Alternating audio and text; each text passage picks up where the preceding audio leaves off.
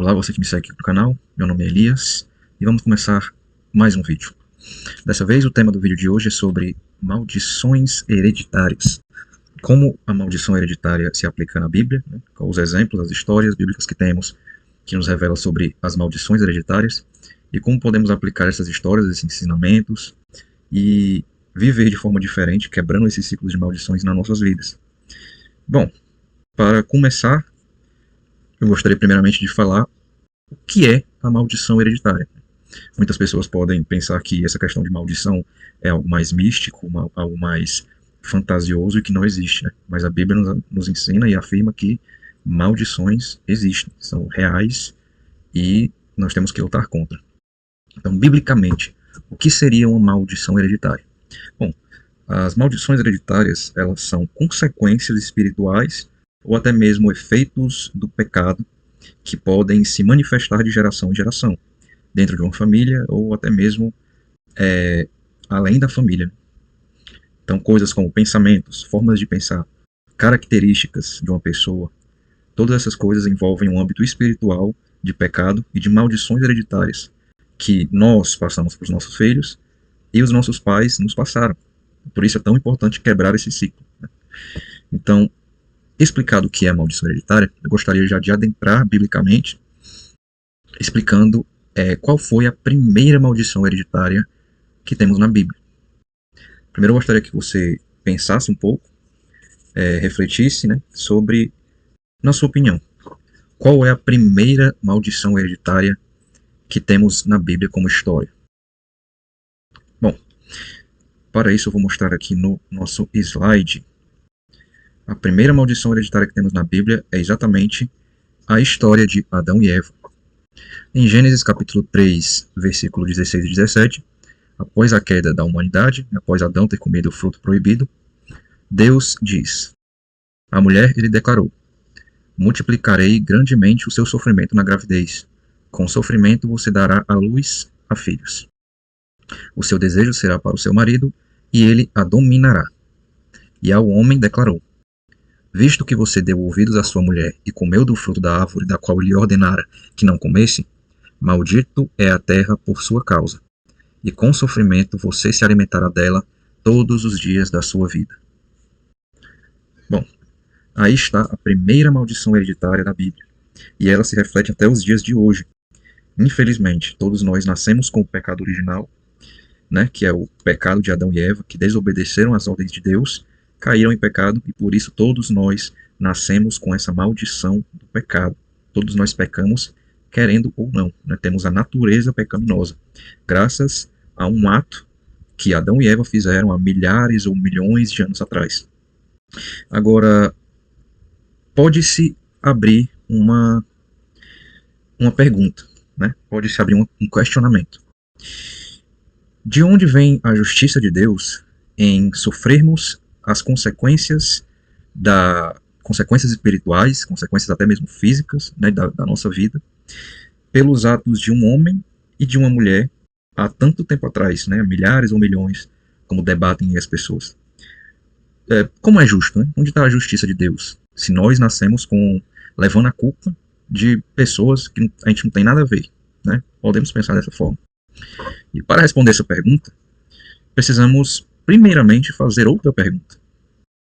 A outra pergunta que precisamos fazer antes de responder essa pergunta, onde está a justiça de Deus em sofrermos a culpa pelas ações de Adão e Eva, nós precisamos nos perguntar: quem sofreu o maior preço? Quem mais sofreu somos nós, pelos atos de Adão e Eva? Ou foi o próprio Deus? Essa é a pergunta que precisamos nos fazer. Pois a consequência da desobediência de Adão é a morte eterna. Como nós podemos ver em Gênesis capítulo 2, versículo 16 e 17. Olha só o que Deus diz ao homem: coma livremente de qualquer árvore do jardim, mas não coma a árvore do conhecimento do bem e do mal, porque no dia em que dela comer, certamente você morrerá. Então, a promessa de Deus, a justiça de Deus e a palavra de Deus, que é eterna, disse ao homem: não coma desse fruto, pois se você comer desse fruto, você certamente morrerá. Mas a pergunta que nós precisamos nos fazer é: Adão morreu? Essa é uma pergunta muito complicada, né? Porque a gente pode responder, morreu, né? Veio a morrer. Com o tempo ele morreu. Mas ele não morreu da forma que Deus prometera que ele morresse. Deus falou, olha, você comeu do fruto, você morre. Essa é a justiça das palavras que eu estou lhe falando. Só que Deus, ao falar com Adão, empregou uma das suas faces mais bonitas, que é a sua misericórdia. Naquele dia, o plano da redenção de Deus já estava sendo posto em prática, já estava acontecendo. Pois, ao declarar a punição do homem e da mulher, depois de declarar a punição do homem e da mulher, dizendo, olha, você terá dores de parto ao ter filhos, e você terá que comer, né, sustentar a sua casa pelo seu esforço, pelo seu trabalho. Após a punição, as escrituras nos revelam que Deus dá peles de animais para Adão e Eva se vestirem. A gente consegue ver isso em Gênesis, capítulo 3, versículo 21. Olha só o que diz. O Senhor Deus fez roupas de pele e com elas vestiu Adão e sua mulher.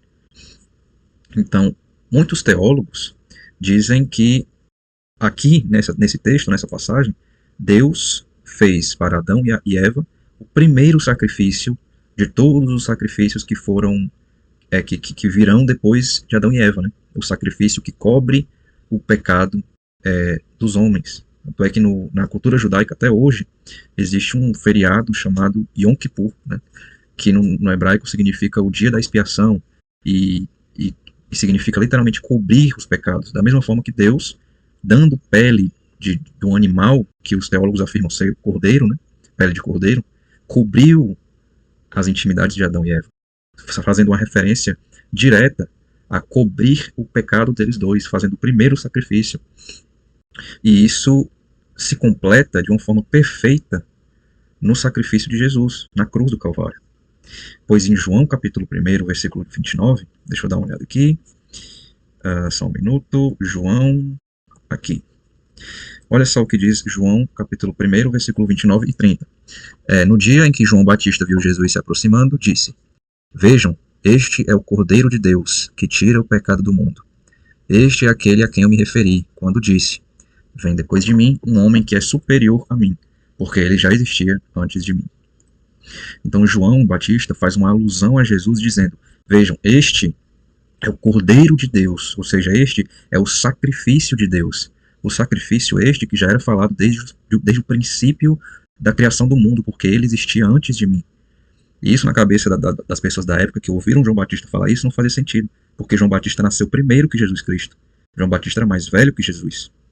Então, olha que loucura. João Batista, inspirado pelo Espírito Santo, já sabia que Jesus era o próprio Deus encarnado e que ele mesmo se sacrificou pelos nossos pecados, coisa que Deus, o próprio Deus, já prenunciava desde Adão e Eva, cobrindo-os com pele de animal, cobrindo os seus pecados, sacrificando a si próprio, pois o mesmo ordenara, no dia que vocês comerem do fruto, vocês morrerão.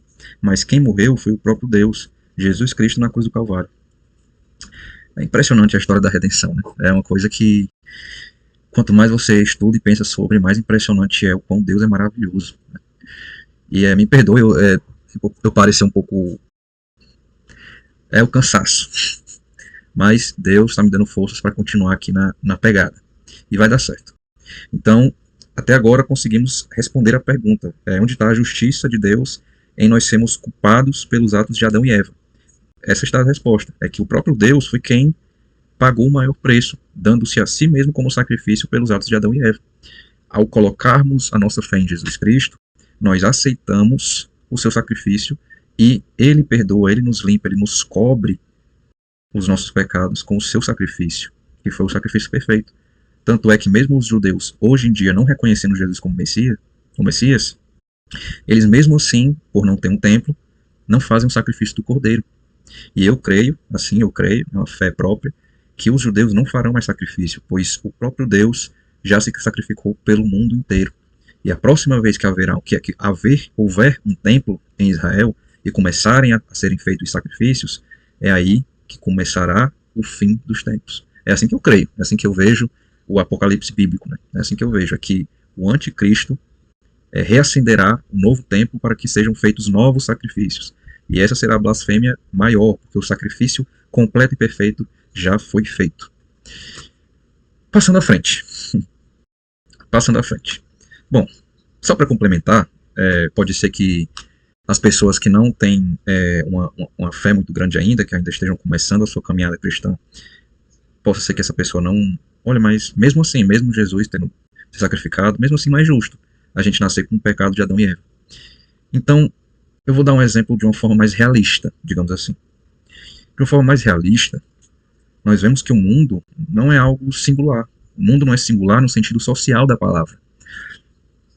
Perdão. É muito comum nós vermos pessoas sofrerem pelo erro de outras pessoas. E, por exemplo, um menino, uma história fictícia que eu criei. Um menino de 17 anos vai para uma festa, se embriaga, toma todas, e resolve pegar o carro do pai para ir para casa totalmente embriagado. No caminho de casa, ele acaba acertando outro carro que tinha um pai, uma mãe e 2 filhos. E nesse acidente, o pai e um filho morrem. Qual a culpa desse pai e desse filho que morreram? Nenhuma. A culpa é totalmente do adolescente embriagado. Mas essa é a vida, essa é a realidade, esse é o mundo. Muitas das vezes nós sofremos consequências pelos atos de outra pessoa. E aí, novamente, você pode surgir essa pergunta na sua cabeça. Tá, mas se Deus é justo, se Deus é amor, se Deus é misericórdia, então por que essas injustiças acontecem? E a única resposta para essa pergunta é se abordarmos o livre-arbítrio, né? Porque Deus, sendo amor, nos criou com a capacidade de amar. Mas, para nós sermos capazes de amar, nós precisamos ser livres. É daí que vem a palavra livre-arbítrio. Outras pessoas gostam de dizer livre escolha, né? Mas Deus nos criou com a capacidade de amar e por isso nós precisamos ser livres. Porque não tem como nós amarmos sendo obrigados a amar. Impossível. É impossível você dar um comando para uma máquina dizendo me ame. Ela pode obedecer você, mas ela nunca vai lhe amar, pois ela não é livre. Ou seja, quando nós nos escolhemos nos afastar de Deus, por livre escolha nossa, nós nos afastamos de tudo aquilo que Deus é. Porque a Bíblia nos informa, a Bíblia nos revela que Deus é amor. Deus não ama, Deus é amor. A Bíblia nos informa que Deus é justiça. Deus não é justo, Deus é justiça.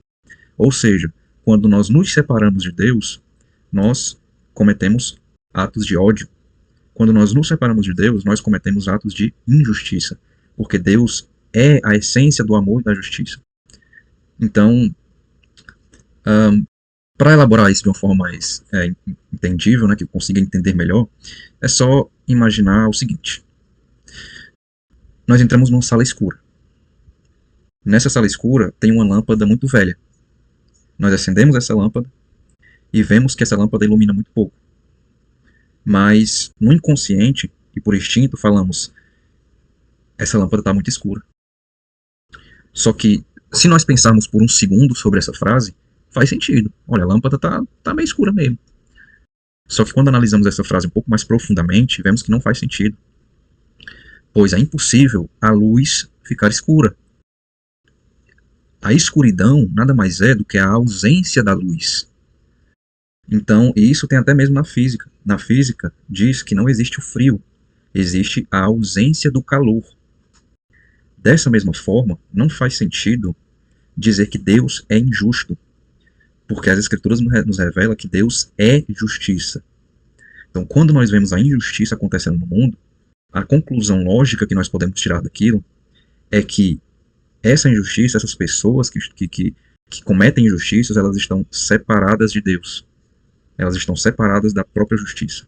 Quando nós vemos atos de ódio, nós vemos que essas pessoas estão separadas de Deus, pois essas pessoas não conhecem o amor, que é o próprio Deus. Né? Uma das cartas de João fala que Deus é amor. Aquele que não ama não conhece a Deus. Então, para responder o livre-arbítrio é exatamente isso. Para responder o porquê que existem injustiças no mundo é exatamente isso. É porque nós escolhemos nos separar de Deus. E por isso nós cometemos injustiças e sofremos injustiças daqueles que se separam de Deus. Bom, em resumo, o inferno nada mais é do que a separação absoluta e completa de Deus. Quando uma pessoa vai para o inferno, ela não pode dizer Deus me mandou para o inferno. Não. O que pode ser dito é que Deus permitiu que essa pessoa fosse para o inferno. pois ele nos dá o livre-arbítrio e diz, olha, se você quer ficar comigo, você terá amor, você terá justiça, você terá misericórdia, você terá todas as coisas boas que conhecemos, vêm de Deus. O inferno é a separação daquilo de bom. Por isso que a Bíblia diz que tem ranger de dentes, tem sofrimento, porque tudo isso é a ausência completa de Deus. Em resumo.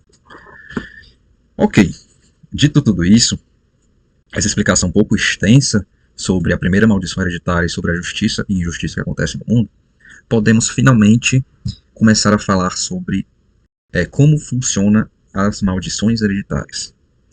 Bom, em Êxodo, capítulo 20, versículo 2, nós vemos que a maldição hereditária ela é algo real e que o próprio Deus diz.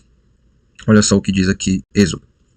Deus diz, não te prostrarás diante deles, nem lhes prestarás culto, porque eu, o Senhor teu Deus, sou o Deus zeloso, que castigo os filhos pelos pecados de seus pais, até a 3ª e 4ª geração daqueles que me desprezam. Mas trato com bondade até 1000 gerações aos que me amam e guardam os meus mandamentos. Então, o que Êxodo fala aqui, o próprio Deus revela, é que realmente existe a maldição hereditária. Olha, se você me desobedecer, se você desobedecer os meus mandamentos, se você não quiser seguir a mim, ao meu filho, tudo aquilo que nós já debatemos aqui nesse canal sobre a caminhada cristã, né? Se você se afastar de mim, como já falamos aqui nesse vídeo, que é mais fácil de dizer, se você se afastar de mim, todos os seus descendentes vão aprender de você a se afastar de mim. E isso gerará maldições sobre maldições sobre maldições, pois afastado de Deus, como já aprendemos, já falamos, só tem miséria, só tem caos, só tem tristeza, só tem injustiça. Mas ele continua. Mas se você se manter fiel a mim, se você estiver comigo, você e as suas gerações aprenderão de você e terão felicidade, terão perdão, terão misericórdia, terão justiça. Então, esse texto nos revela que, primeiro, nós temos a predisposição a nossas maldições passadas por gerações, ou seja, se o meu pai, o pai do meu pai, a minha mãe ou a mãe da minha mãe carregaram maldições dos seus ancestrais e passaram para mim, eu tenho a predisposição a essas maldições. E para ser um pouco mais específico, para não dizer só, tá, mas o que são essas maldições? Pode ser muitas coisas, pode ser alcoolismo, pode ser problemas financeiros, pode ser problema com temperamento, pode ser problema com relacionamento, pode ser diversas coisas, características de qualquer forma. Então nós podemos ter uma inclinação a um certo tipo de personalidade, ações, pensamentos, porém é importante frisar que essa predisposição não significa uma obrigação a sermos aquilo que nós temos nossas maldições sobre. Essa predisposição não significa uma predestinação. Tá? Eu sei que aí agora os meus amigos que seguem uma linha mais calvinista vão aí ficar loucos aí da cabeça, né? Mas esse texto nos revela, e não só esse, mas outro que eu vou mostrar daqui a pouquinho, nos revela que existe a predisposição a nossas maldições passadas por família, mas não existe uma predestinação a sermos aquilo no qual a nossa família nos ensina, tá? Então, que outro texto pode nos dizer que nós podemos agir diferente dessas nossas predisposições? Ezequiel capítulo 18 é o melhor texto que existe na Bíblia para falar sobre essa questão da predestinação. Olha só o que Ezequiel capítulo 18 fala. E é um texto um pouco longo, mas eu vou tentar ler aqui o mais rápido possível, tá? Deus diz: o que é que vocês querem dizer quando citam este provérbio sobre Israel? Os pais comem uvas verdes e o dente dos filhos é que se embotam. Eu juro pela minha vida, palavra do soberano Senhor, que vocês não mais citarão esse provérbio em Israel. Pois todos me pertencem, tanto o pai como o filho. Aquele que pecar é que morrerá. Suponhamos que haja um certo justo que faz o que é certo e direito. Ele age segundo os meus decretos e obedece fielmente às minhas leis. Aquele homem é justo. Com certeza ele viverá. Palavra do soberano Senhor. Suponhamos que este homem tem um filho violento, que derrama sangue ou faz qualquer uma dessas outras coisas. Embora o pai não tenha feito nenhuma delas, haverá de viver um homem desses? Não. Por todas essas práticas detestáveis. Com certeza será morto. E ele será ocupado por sua própria morte. Mas suponhamos que esse filho tenha ele mesmo um filho, que vê todos os pecados que seu pai comete e, embora os veja, não os comete. Guarda as minhas leis e age segundo os meus decretos. Ele não morrerá por causa da iniquidade do seu pai, certamente viverá. Mas seu pai morrerá por causa da sua própria iniquidade, pois praticou extorsão, roubou seu compatriota e fez o que era errado no meio do seu povo. Contudo, vocês perguntam, por que o filho não partilha da culpa do pai? Uma vez que o filho fez o que é justo e direito, e teve cuidado de guardar todos os meus decretos, com certeza ele viverá.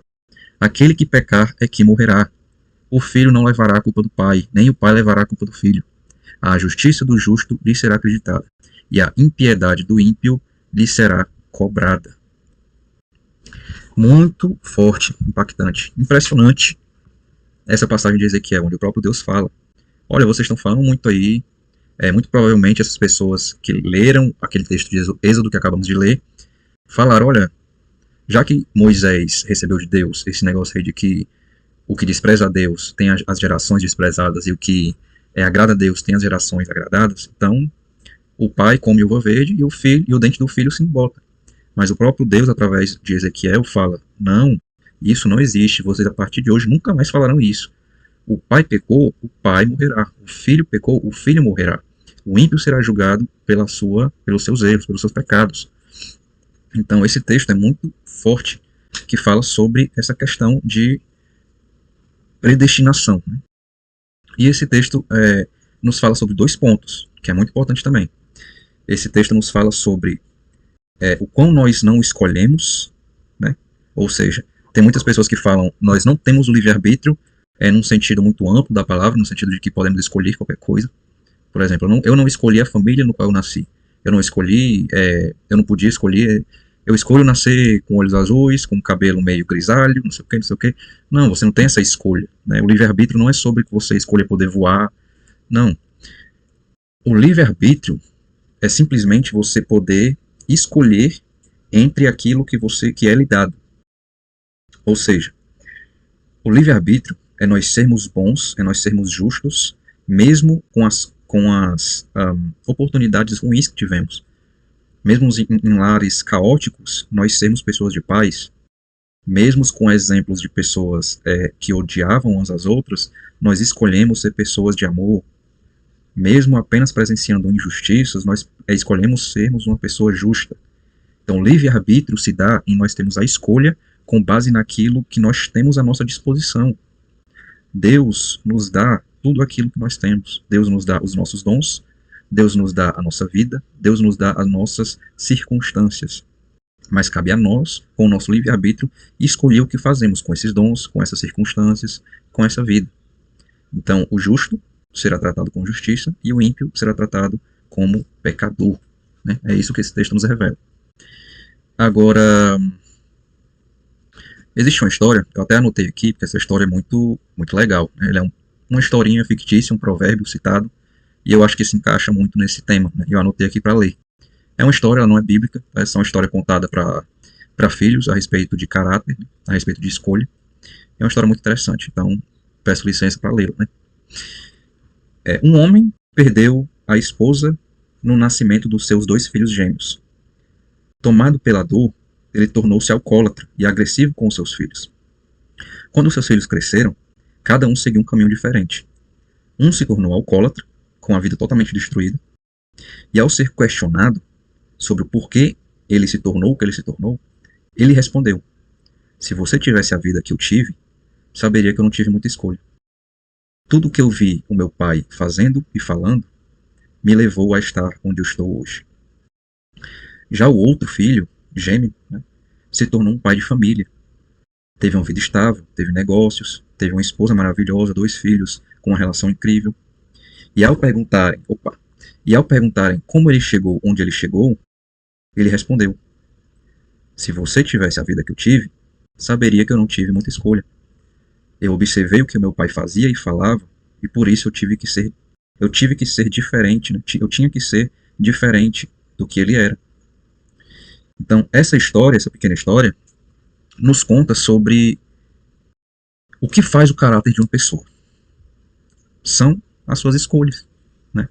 As suas escolhas, hoje, sobre as circunstâncias que você tem, que você passa, é o que forma o seu caráter como ser humano. Não existe, biblicamente falando, a questão do vitimismo. Olha, eu sou assim por causa das circunstâncias que eu estive. Não existe. Você é livre para escolher o que você faz com as suas circunstâncias. Temos muitas histórias de pessoas com um histórico muito pior do que os nossos que se tornaram pessoas incríveis, fantásticas. E uma passagem que tem sobre isso, deixa eu dar uma olhada rapidinho, é Josué, grande Josué. Josué, capítulo 24, versículo 15. Josué nos diz: Se, porém, não lhes agrada servir ao Senhor, escolham hoje a quem irão servir, se aos deuses que os seus antepassados serviram, além do Eufrates, ou aos deuses dos amorreus, em cuja terra vocês estão vivendo.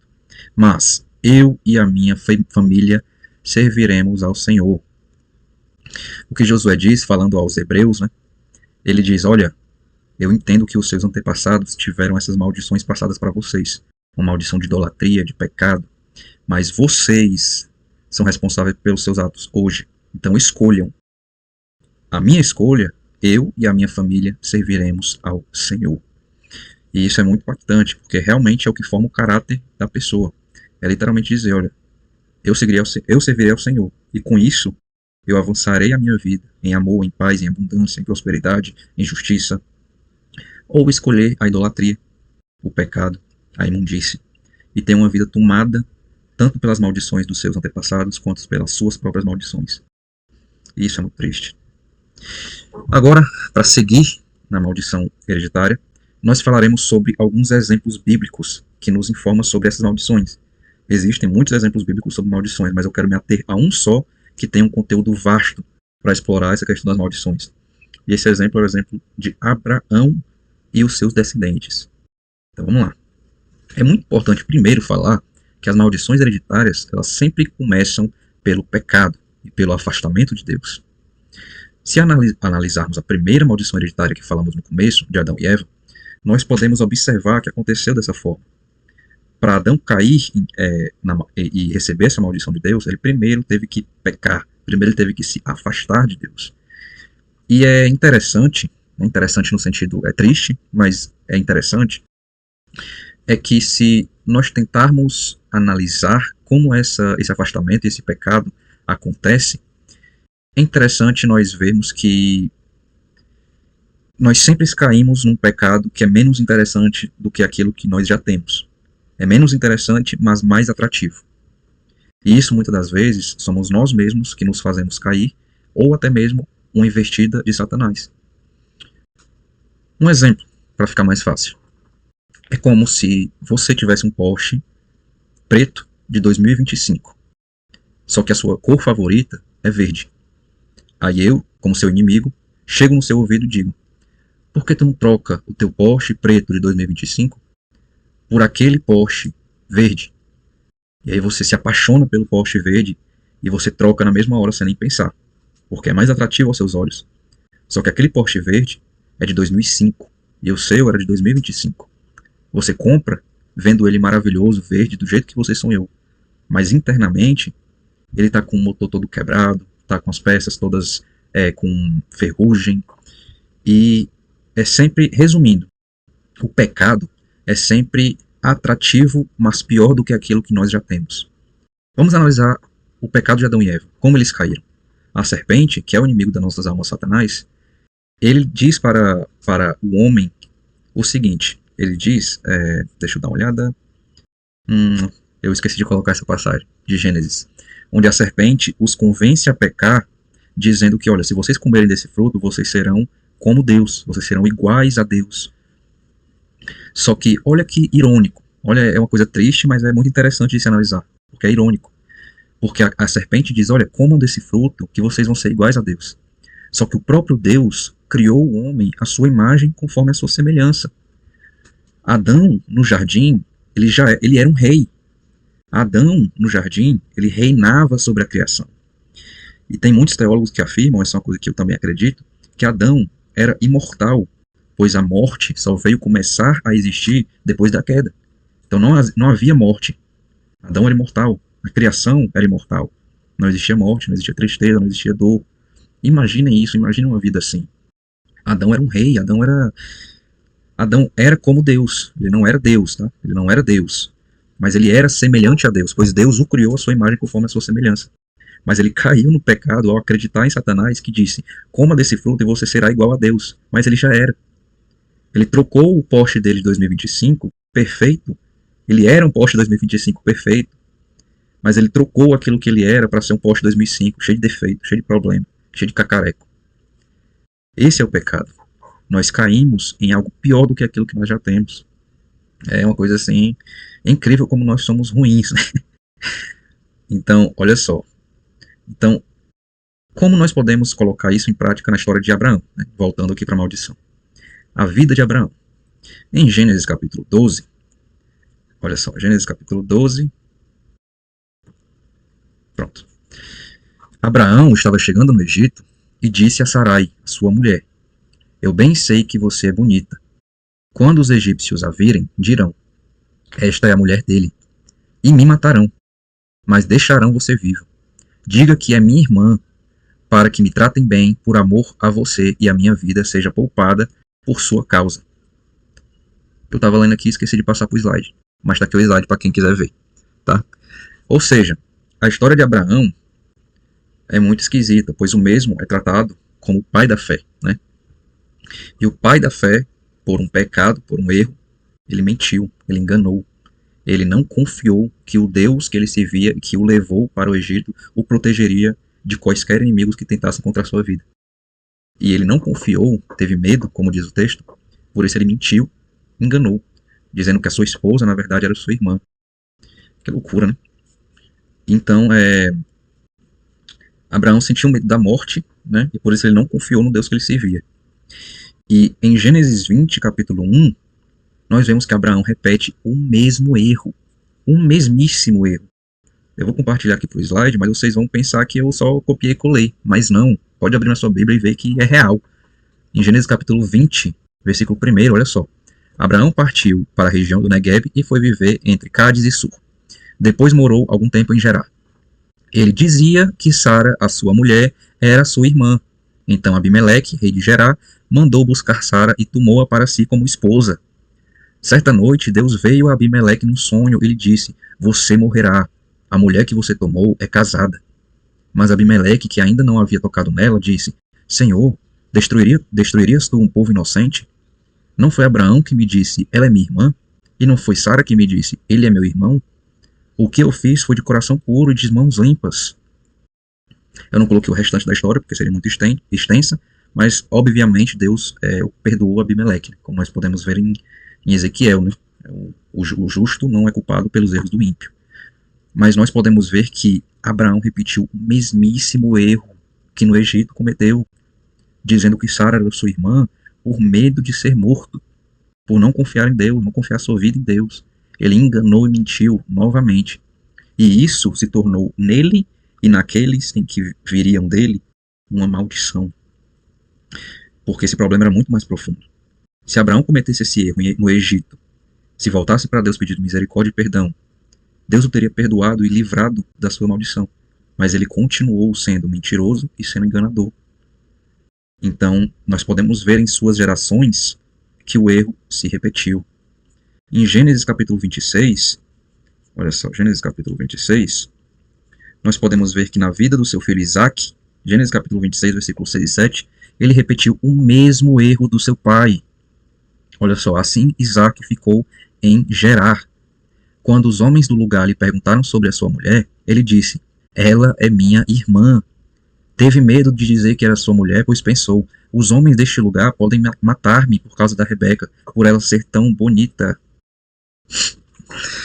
Ele repetiu o erro do próprio pai, o mesmo erro. Se você lê de forma contínua, sem prestar atenção, você pensa: rapaz, eu voltei o texto, eu estou lendo tudo de novo, o que está acontecendo? Não. Isaac repetiu o mesmo erro do seu pai, o mesmíssimo erro. Por quê? Muitas pessoas podem ler e falar: não, isso é fictício, não é possível que isso aconteça. Mas isso acontece, isso é real. Nós podemos pensar que isso não existe, né? Que não é possível o filho cometer o mesmíssimo erro do pai, mas isso acontece. Pois essa é a essência da maldição hereditária. Quando nós nos afastamos de Deus e tentamos fazer as coisas da nossa própria maneira, com as nossas próprias mãos, essas maldições nunca acabam e nunca acabarão. porque Isaac não quebrou a maldição. Deus deu a Isaac a oportunidade.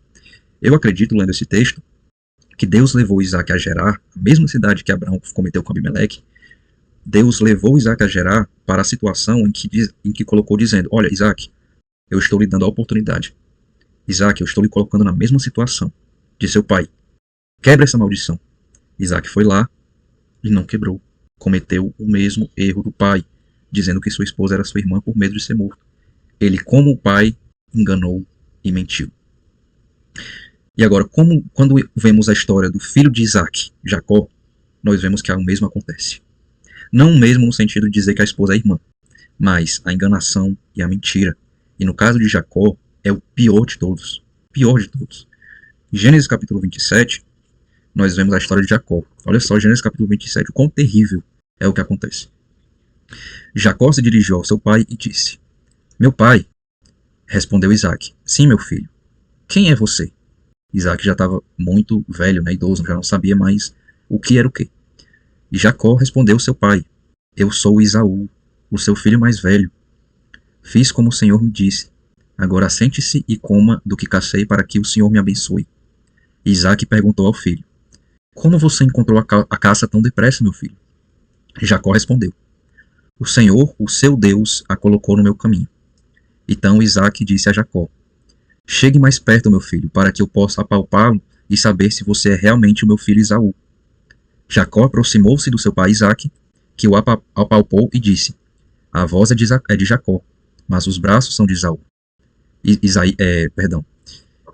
Isaac não o reconheceu, pois os seus braços estavam peludos como o de Esaú, o seu irmão, e o abençoou.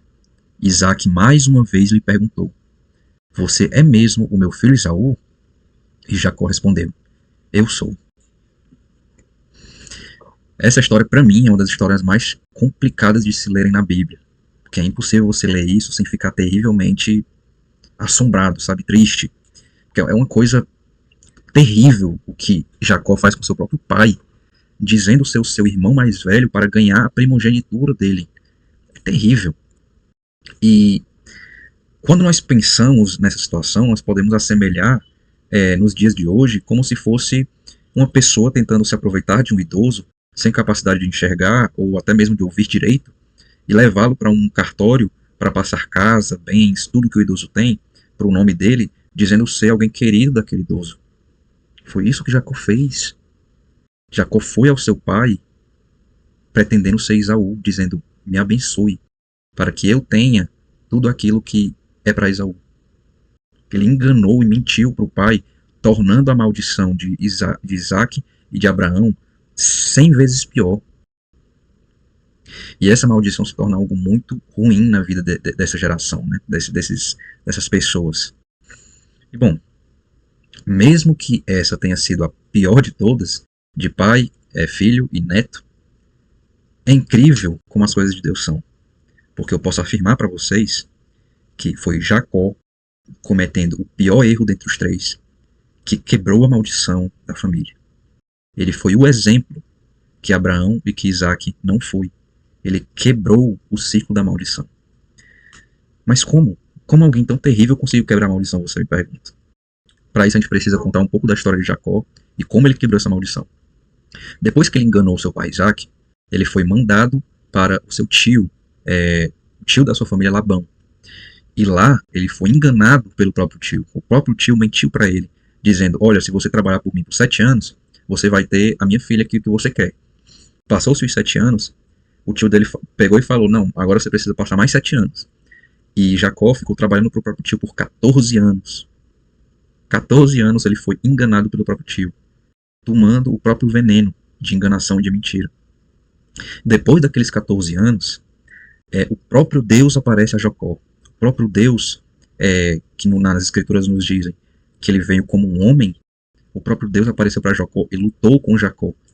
E aí você me pergunta, eu mesmo me fiz essa pergunta quando li essa passagem: como que Jacó luta com o próprio Deus de mão, de porrada mesmo? Como que isso acontece? Bom, Deus tem os seus meios. E quando nós confiamos em Deus e não tentamos fazer as coisas com as nossas próprias mãos, Ele nos livra das nossas maldições. Eu gostaria de compartilhar com vocês essa história. Gênesis capítulo 32, para mim é uma história muito linda, depois que eu consegui enxergar nela essa questão da maldição hereditária. Olha só, Gênesis capítulo 32. Jacó ficou sozinho. Então veio um homem que se pôs a lutar com ele até o amanhecer. Quando o homem viu que não poderia dominá-lo, tocou na articulação da coxa de Jacó, de forma que ele deslocou a coxa enquanto lutavam. Então o homem disse: Deixe-me ir, pois o dia já desponta. Mas Jacó lhe respondeu: Eu não te deixarei ir, a não ser que me abençoe. O homem lhe perguntou: Qual é o seu nome? Jacó respondeu: Meu nome é Jacó. Então disse o homem: O seu nome não será mais Jacó, mas sim Israel, porque você lutou com Deus e com homens e venceu. A primeiro momento, a gente lê essa passagem e não entende nada com nada.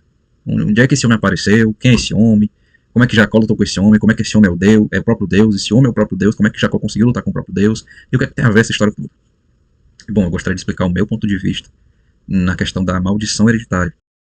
Nessa passagem, nós vemos que a figura desse homem, que é o próprio Deus, luta contra Jacó e o provoca, o incentiva, vendo o que ele faz perante a sua própria maldição. É essa forma que eu enxergo. Porque Jacó, ele pede a Deus, ele pede ao homem, Jacó reconhece aquele homem como Deus, e ele não solta do homem. A passagem que nós lemos dizem que o homem reconhece que não consegue soltar Jacó, não consegue, sabe, liberar Jacó. Porque Jacó ficava ali, ó, não, eu não te deixarei ir, por favor, fica. E o homem diz, olha, me deixe ir, que eu não quero mais papo com você, não. E Jacó diz, olha, eu não te deixarei ir, enquanto não me abençoar. E Jacó pede a esse homem, que é o próprio Deus, o mesmo que ele pediu ao seu pai, o enganando. E enquanto ele enganava o seu pai, ele falava, pai, me abençoe, eu sou Esaú. E ao homem, que é o próprio Deus, ele fala, eu não te deixarei ir, enquanto não me abençoar. E o próprio Deus, testando Jacó, da mesma forma que ele fez com Isaac, colocando-o na situação em que ele mesmo se colocou numa maldição, ele pergunta, qual é o seu nome? A mesma pergunta que Isaac fez a Jacó. E Jacó respondeu, eu sou Esaú. Mas com Deus, quando Deus pergunta, qual é o seu nome? Jacó responde, eu sou Jacó. Eu não sou Esaú, eu sou Jacó. Eu reconheço o que eu fiz. Me perdoa. Eu não sou Esaú, eu sou Jacó. E Deus reconhece o arrependimento em Jacó. Pois ele não deixava ir, me abençoe, eu não sou Esaú, eu sou Jacó. E ele diz, não, você não é Jacó. A partir de hoje, você será Israel. E a partir daí começa uma história fabulosa das 12 tribos e de tudo que nós conhecemos hoje. É muito linda essa história. Nós vemos nessa única genealogia, Abraão, Isaac e Jacó, a profundidade das maldições hereditárias das pessoas que não quebram ciclos, como Abraão não quebrou, Isaac não quebrou, e de pessoas que mesmo absolvendo e mesmo cometendo erros como Jacó cometeu, conseguiu quebrar ciclos após uma vivência e um entendimento maior de suas próprias maldições. Ele disse não para os seus próprios erros, pediu perdão e se reconciliou com Deus. Então, nós vemos que ciclos quebrados e ciclos não quebrados impactam muito a nossa vida. Essa é uma grande história de maldições hereditárias, mas também de bênçãos hereditárias, né? Porque falamos muito sobre maldições hereditárias, mas existem também bênçãos hereditárias. Porque em Êxodo 20, como lemos no começo, Deus diz, olha, eu amaldiçoarei aqueles que me desprezam e abençoarei aqueles que me amam. Então também existem as bênçãos. E um exemplo disso, com essa própria história que estamos construindo de Abraão, Isaac e Jacó, é que Abraão, por fé, Abraão, pelos seus atos de justiça, ele levou bênçãos para os seus descendentes. E tanto para Isaac quanto para Jacó, quanto para o mundo inteiro. Em Gênesis capítulo 26, Deus diz para Isaac, permaneça nesta terra mais um pouco, e eu estarei com você e o abençoarei, porque a você e a seus descendentes darei todas estas terras e confirmarei o juramento que fiz ao seu pai Abraão. Então nessa passagem de Gênesis nós vemos que Deus cumpre a promessa que fez com Abraão para Isaac, ou seja, Isaac recebe uma bênção de seu pai. Então não existe só maldição.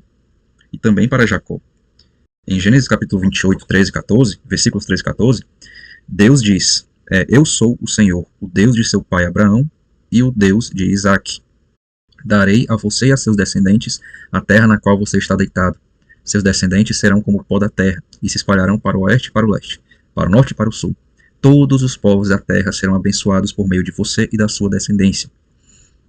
Então, Jacó também é abençoado pela mesma promessa que Deus faz a Abraão, lá atrás. Então, também existem bênçãos hereditárias. Então, isso é muito importante de ser entendido, porque os atos que nós cometemos, e conforme nós nos comportamos diante as maravilhas de Deus, impactam na vida não só da gente, mas também dos nossos filhos, dos nossos amigos, dos nossos familiares. A Bíblia nos diz que nós somos sal da terra, luz do mundo, ou seja, nós temos testemunho para dar para este mundo. E a forma com a qual nós lidamos com as nossas circunstâncias faz com que uma pessoa se torne mais cristã ou mais ateu. Então, de Abraão, pela fé de Abraão, não só Isaac, não só Jacó, mas como todos os povos da terra foram abençoados. Pois da linhagem de Abraão é que veio o Messias, nosso Senhor Jesus.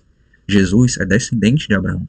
E em Jesus, todos nós fomos abençoados com a graça. E no que eu estou falando agora, é muito irônico pensar que pelas ações de Abraão, nós temos no mundo os dois maiores movimentos existentes até o dia de hoje. Um feito por uma bênção e um feito por uma maldição. Por quê?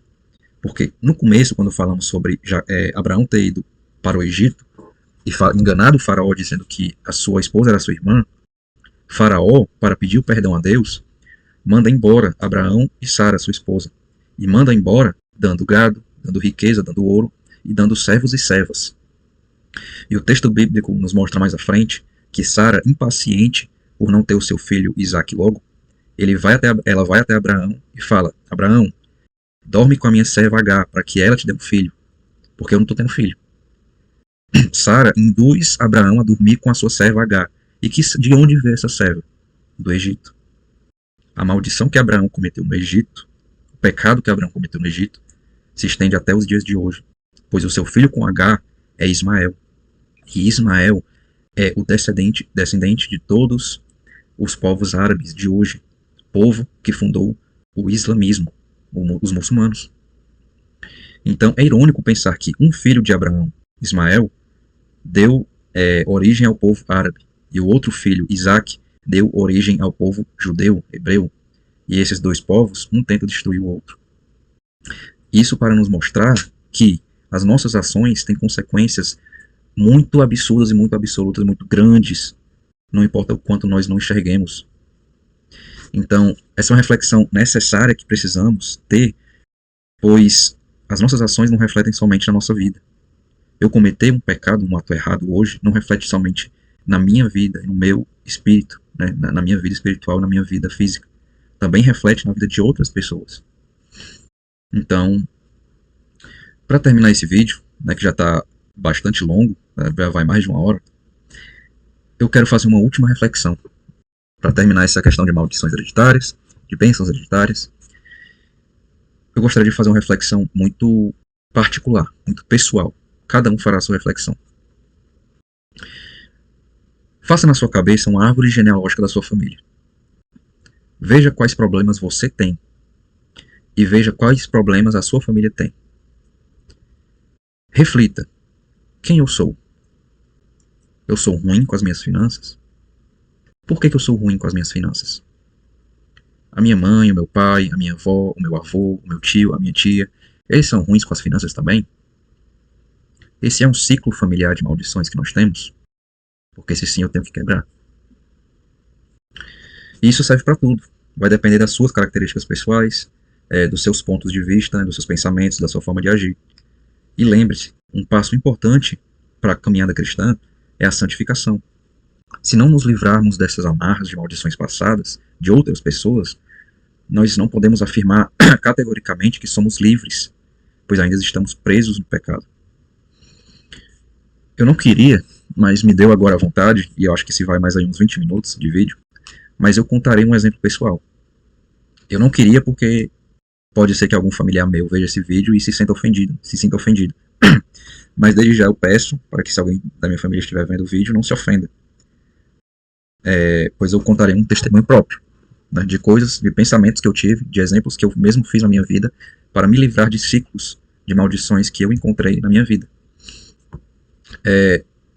Em toda a minha vida, eu cresci sendo uma pessoa, uma criança muito falha, mas que eu sempre me considerei acima da média. Na escola eu tive sempre as melhores notas, mesmo não estudando, né, eu sempre odiei estudar, mas eu sempre tive as melhores notas. Eu sempre era muito atlético, né, sempre jogava futebol e era o primeiro a ser escolhido nos times. Sempre dançava e era muito elogiado.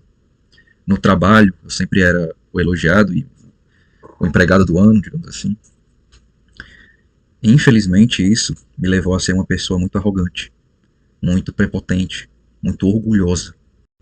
Eu até hoje sou uma pessoa muito orgulhosa e luto com isso, pois eu me considero acima da média, né? Eu sou muito orgulhoso, muito arrogante. Não sou, tá? Deus me perdoe, não sou. Estou me livrando disso. E ao olhar minha árvore genealógica, eu não consegui enxergar pessoas prepotentes e arrogantes. Eu sempre vi pessoas muito humildes na minha família. Então isso provavelmente foi uma falha do meu próprio caráter, né? Foi a forma que eu enxerguei a minha vida e me tornei esse tipo de pessoa. Mas, na minha família, eu vi muitas pessoas orgulhosas. Eu vi muito orgulho na minha família. Esse é um ciclo, essa é uma maldição que eu todos os dias tenho que lutar contra. Todos os dias eu preciso dizer para mim mesmo: eu não sou nada, eu não sou ninguém. Os dons que eu possuo vêm de Deus, não de mim próprio. Tudo que eu tenho, tudo que eu sou, vem de Deus, não de mim. E eu tento substituir o orgulho por humildade. Outro exemplo que eu também observei na minha vida é a falta de conseguir demonstrar carinho e afeto. Eu vim de uma família muito séria, né, muito afastada emocionalmente falando. E muitas das vezes isso se estranha e se choca com amigos amigos, né, colegas e até mesmo com a minha esposa. A gente teve já muitos choques, muitas brigas, porque às vezes era difícil dizer um eu te amo, né? Às vezes é difícil demonstrar carinho e afeto. E isso é outra coisa pelo qual eu tenho que lutar, eu tenho que quebrar esse ciclo. Não é uma coisa que eu posso olhar e dizer: não, isso é normal. Não, não é normal. Preciso lutar contra isso. É uma coisa que foi imposta sobre mim pela minha criação, mas que não define quem eu sou. Eu preciso ser diferente. E para não ficar só na maldição, né, para não ficar só esculachando a minha família, existem também as bênçãos hereditárias, como já falamos. Eu também reconheci, observando a minha família, a minha árvore genealógica, que eu também ganhei muitas bênçãos. Eu reconheço na minha família que todos eles são muito trabalhadores. Eu herdei o trabalho duro, não ter preguiça de trabalhar, ter vontade de trabalhar, não importa o que.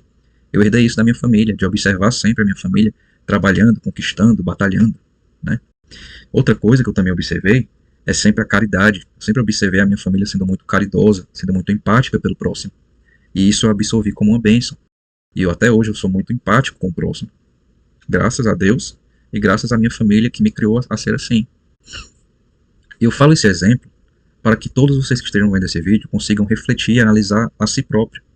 Olhe para a sua família e veja quais padrões você percebe. Sabe? Como você é. E quais padrões você percebe na sua família de como eles são e que refletem quem você é. Eu vou dizer um pensamento lógico que eu tive na época que eu estava refletindo sobre essas coisas e tentando me desvincular dessas maldições. Um exemplo. Eu tenho problemas com demonstração de carinho. Para isso eu preciso formular um pensamento. Por exemplo, qual demonstração de carinho eu tenho com a minha mãe? Como eu trato a minha mãe e como a minha mãe me trata? Agora eu saio dessa, eu pego essa pergunta, coloco aqui e vou para outra pergunta. Como a minha mãe trata a minha avó? E como a minha avó trata a minha mãe? Eu pego essa outra pergunta e jogo para baixo. E aí eu vou para outra pergunta. Como a minha avó trata a minha bisavó? E como a minha bisavó trata a minha avó? Com poucos pensamentos e reflexões sobre essas perguntas que nós fazemos a nós mesmos, nós conseguimos chegar a uma conclusão lógica do que é maldição e do que é bênção. A maldição nós quebramos, nos desvinculamos, e as bênçãos nós retemos, guardamos com carinho e passamos adiante. Esse é o fundamento que eu tenho para passar para vocês sobre maldições hereditárias, como quebrá-las e como passar adiante apenas a bênção e a reflexão que nós podemos ter a partir disso. Eu espero que vocês tenham gostado desse vídeo. De fato, façam essa reflexão, pensem consigo mesmo e, por favor, dediquem a sua vida a Jesus Cristo, pois só Ele pode nos salvar dessa maldição. Você sozinho, pensando sobre, refletindo sobre, tentando mudar sozinho, você acabará como Abraão, você acabará como Isaac, você acabará como Jacó, enganando, mentindo e tentando por si próprio. Mas quando você se encontra com Deus como Jacó se encontrou, Ele coloca na situação para que você mude, para que você reflita e seja outra pessoa, passando para os seus filhos, para os seus amigos e para os seus familiares o exemplo de como ser, o exemplo do que ser. E, obviamente, continue orando para que esses seus familiares, amigos e filhos possam seguir o seu exemplo e ser diferentes também. Muito obrigado, fique com Deus e até mais.